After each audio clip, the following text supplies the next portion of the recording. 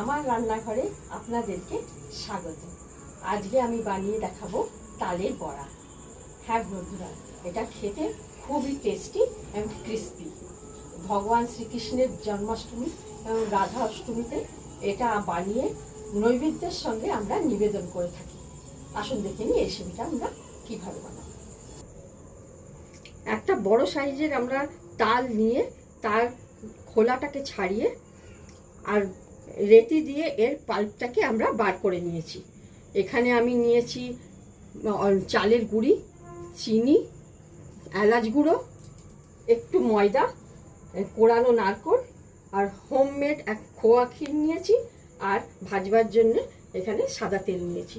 এবার রান্নাতে এগোনো যাক। এখানে আমি তালের পাল্পের মধ্যে আমি নারকেল কুড়োটা এর মধ্যে দিয়ে দেবো, সবটাই দিয়ে দেবো। এর মধ্যে দিয়ে দেবো ময়দা 1 চামচ, বড় চামচের। চিনি আমি একটা বড় তাল নিয়েছি, চিনি আমি ছোট কাপে 1 কাপ চিনি নিয়েছি, দিয়ে দেবো। এলাচ গুঁড়ো ছোট চামচে 1/2 চামচ দিয়ে দিলাম। চালের গুঁড়ি আমি 2 বড় চামচ চালের গুঁড়ি দেবো।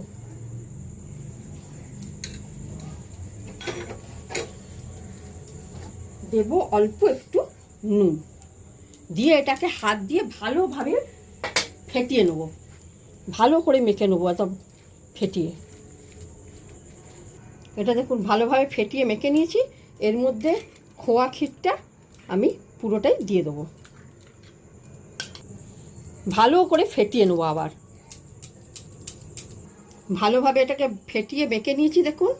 আর খুব ভালো করে ফেটাতে হবে, তবেই সেটা ফুলবে ভালোভাবে। এবার এটা আমি কড়াতে রান্না করব। এবার গ্যাস অন করে আমি কড়া বসিয়ে দিয়েছি, রিফাইন্ড অয়েল দিয়ে নিয়েছি। এর মধ্যে দেখুন তেল গরম হয়ে গেছে। এবার আমি যেমন করে বড়ি দেয় ওরম করে গোল গোল করে ফেটিয়ে আমি বড়ির মতন এর মধ্যে একটু একটু করে এর মধ্যে ছাড়তে থাকবো। আবার উল্টে পিল্টে, যে একদিক হয়ে গেলে আবার উল্টে দেবো।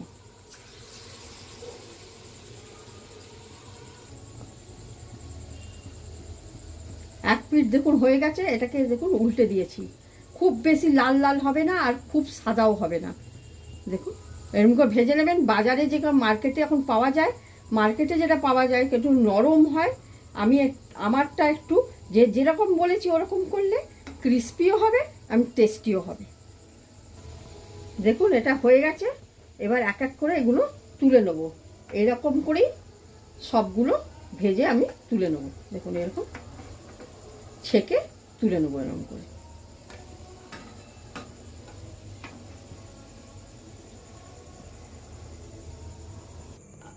এটাকে আমি তালের বড়াগুলোকে একটা বাটিতে সার্ভ করে নিয়েছি। এটাকে নারকেল কোড়া দিয়ে এটাকে একটু গার্নিশ করে নেব। এটা ঈশ্বরকে নিবেদন করার জন্য একদম রেডি। আপনারা এটা বাড়িতে বানান। কেমন লাগলো কমেন্টসে জানান। রেসিপিটা ভালো লাগলে অবশ্যই লাইক, শেয়ার, সাবস্ক্রাইব করবার অনুরোধ রইল। ধন্যবাদ।